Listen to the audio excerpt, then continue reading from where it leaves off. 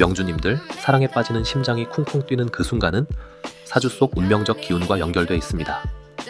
나에게 필요한 용신이 상대의 매력으로 다가올 때 사랑이 시작됩니다. 안녕하세요. 일상에서 만나는 색다른 시선의 사주팔자, 별해하는 공리입니다. 오늘도 사주 속 다른 시각을 함께 해주시는 별해단 명주님들께 감사 인사 올립니다. 오늘은 지난 개미월 운세에서 예고한 사랑에 빠지는 이유에 대한 별해를 드릴까 하는데요. 언젠가 내가 사랑에 빠진 순간, 그것이 사주로 봤을 때 어떠한 기운에서 비롯되는지 알려드리겠습니다. 오늘도 인트로는 짧게 시작과 함께 좋아요 부탁드립니다. 명주님들, 혹시 싸이월드라고 기억하시나요? 밀레니엄 초반 대한민국을 흔들었던 SNS인데요. 저를 비롯하여 찾아주신 분들 대부분 파도 좀 타보신 분들이라고 생각됩니다만, 근데 저는 그 시절을 떠올리면 유독 배경음악이 생각나더라고요.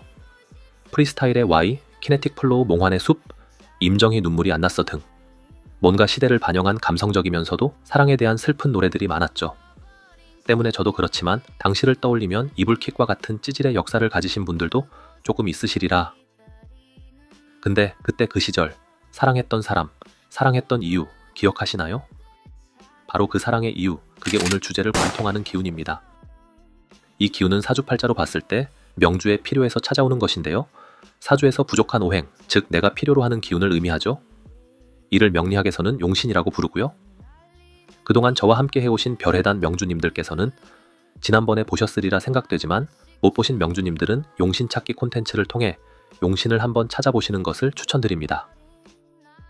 그럼 이 용신이 어떤 연유로 사랑에 빠지는 기운이 되는 걸까요?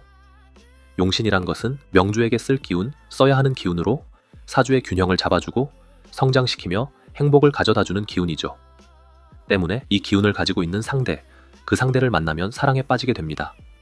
근데 단순하게 나의 용신을 상대가 가지고 있다라고 해서 사랑에 빠지는 걸까요? 그렇지 않습니다. 이 용신의 기운이 나에게 느껴지고 와닿는 무언가가 돼야 하겠죠. 그래서 여기가 핵심 포인트인데요. 이 용신이 나에게 와닿는 것은 바로 십신 중에서도 바로 이 식상으로 발산이 될 때 사랑에 빠지게 됩니다. 참 쉽고 간단하죠? 사주에서 나온 십신을 구분해보면 명주의 기운을 설계하는 것이 식신이며 상관인데, 이는 표현력, 창의력, 감정의 발산을 상징하는 영역으로 흔히 말이나 행동을 의미합니다. 이를 조금 더 구체화해보면 목소리, 어투나 억양, 손짓이나 발짓과 같은 동작, 댄디하거나 러프한 패션, 타인을 대한 태도 혹은 걸음걸이로도 볼 수 있죠. 특히나 식상은 명주의 내면을 외부로 드러내는 에너지입니다. 때문에 나의 용신을 누군가 식상으로 가지고 있으면 그 사람이 하는 모든 것들에 대해 매력을 느끼고 빠져들게 되죠. 예를 들어 명주의 용신이 개수의 깨끗하고 촉촉한 수 기운이라면 이것을 식상으로 가지고 있는 경신금 일간의 경우 차갑고 냉정해 보이는 외모와는 달리 부드러운 말투나 편안한 행동, 단정한 태도에서 매력을 느낄 수 있는 것이죠. 이걸 조금 왜곡해서 보면 여러분들 주변에 결혼한 지인들, 솔직하게 말은 안 해도 가끔 제 눈에 안경이지 라거나 집신도 제 짝이 있지 라고 속으로 생각할 때도 있잖아요. 나에겐 매력이 크지 않은데 결혼까지 결심할 정도의 확신이 그들에게 있었다는 것은 이 용신의 영향이 있다는 것이죠. 역시 사랑은 식상이 합니다. 여기서도 살짝 구분해보면 식신은 부드럽고 따뜻한 표현, 다정한 말투와 은근한 미소로 볼 수 있고, 반면에 상관은 조금 더 강렬한 스파크에 그 사람만의 가진 매력, 이를테면 자신감 넘치는 태도나 힙한 전문성으로도 볼 수 있습니다. 물론 멋이 중한 뒤와 같이 돈이 중하면 재성이겠고, 권력이 중하면 관성, 명예가 중하면 인성이겠죠? 어떤 분들은 재성인 재물의 안정감, 관성의 사회적 권력감 또는 인성의 지적인 명예로움에 끌릴 수도 있어요. 하지만 역시 진짜 사랑은 내 용신을 상대가 식상으로 표현할 때 가장 강렬하게 느껴지지 않을까요? 사주를 봄에 있어 수학의 정석과도 같은 고서적으로는 항상 적천수, 자평진전, 궁통보감을 탑3로 보는데요. 이 중 마지막 궁통보감 혹은 난강망이라고 하는 이 책에는 명주마다 어떠한 계절과 날에 태어났는지에 따라 용신을 정해두고 있습니다.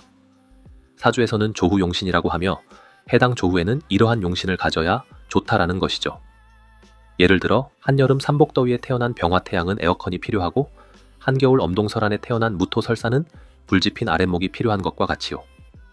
때문에 용신을 찾아보는 것이 조금 직관적이니 가벼운 마음으로 조후용신을 댓글로 문의 주시면 궁통보감에 맞춰 용신을 안내드리겠습니다. 참, 궁통보감, 즉 난강망이란 학문 자체를 가볍게 보는 것은 아니기에 오해는 절대 금물입니다. 그럼 사랑에 빠지는 순간, 사주 속 내 용신을 식상으로 표현하는 사람을 만나 심장이 쿵쿵 뛰는 사랑하시길 기원합니다. 앞으로도 사주 속 흥미로운 기운들을 찾아 조금 특별한 시선으로 별해하여 인사드리겠습니다.